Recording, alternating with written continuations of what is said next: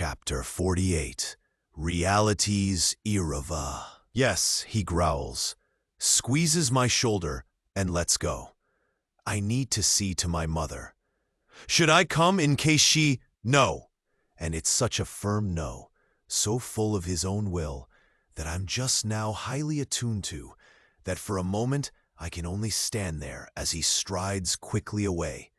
Valterre, giving me one quick look, hurries after him, leaving me at the front of this room still churning with courtiers, many of whom are now gawking and gaping at the spectacle that is me, now armed with the truth of who I am.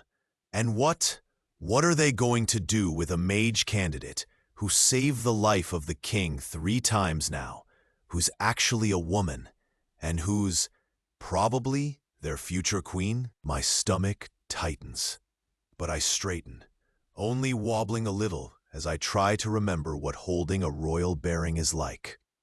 It's Master Aldrich this time who steadies me, as Nikolai is dragged out by the guards, and they don't bother to cushion his head as he's dragged by his feet across the floor.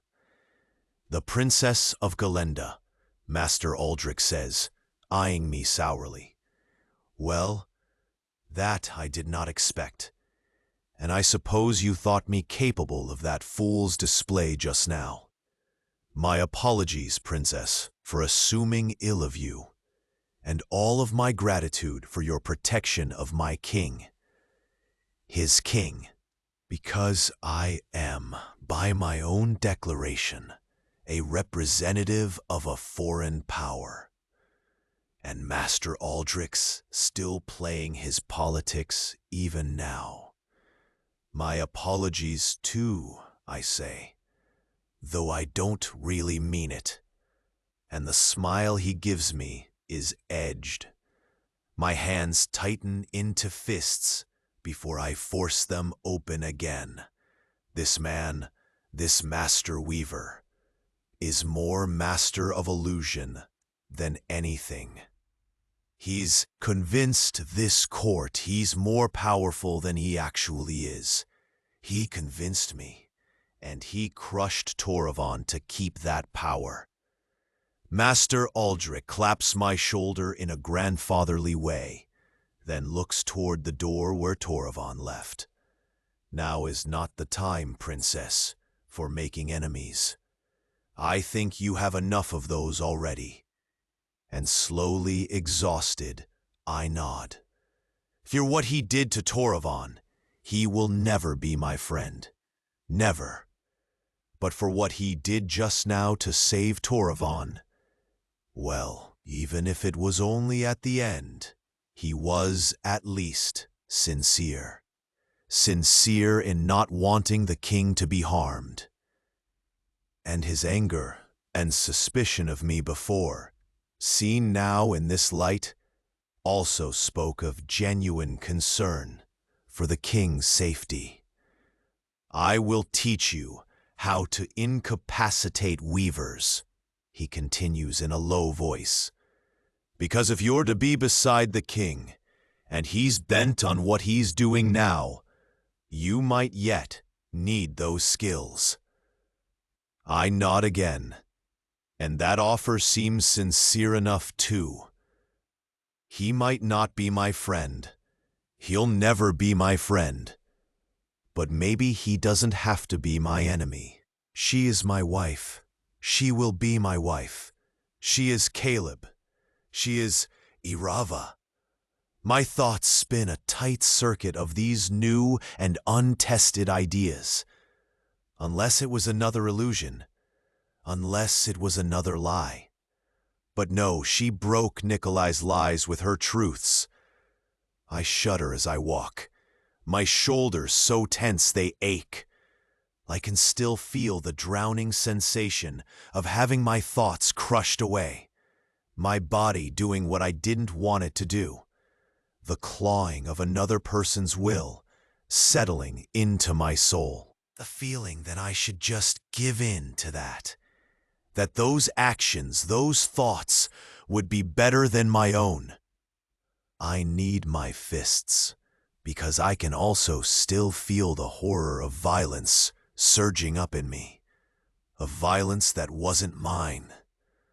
The need to strike out at Caleb, who will be my wife. My thoughts stutter again, because not in any world did I imagine that the person I love would also be the person I have to marry. And that's pushing up something within me that feels wrong and so right against what I still have to face now. And she loves me.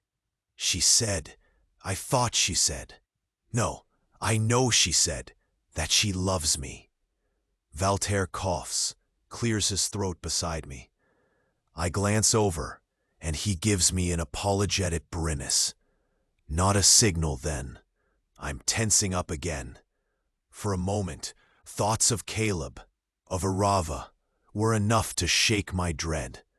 But I'm here in the corridor again, Valter keeping pace beside me, his mouth a grim line. He should be a few steps behind, but he's ignoring protocol right now. And so am I. I only learned a few hours ago that my mother killed my father. Unless there's any chance at all she didn't know. Could this be a mistake too? Irava was wrong about Master Aldrich.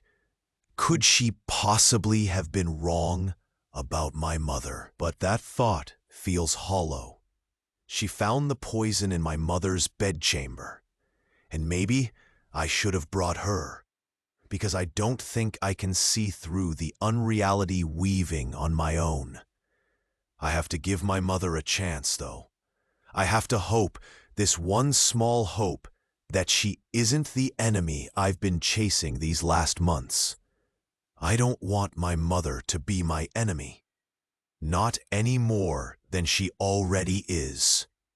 Elsira meets us at the start of the Royal Suites corridor, looking frantic.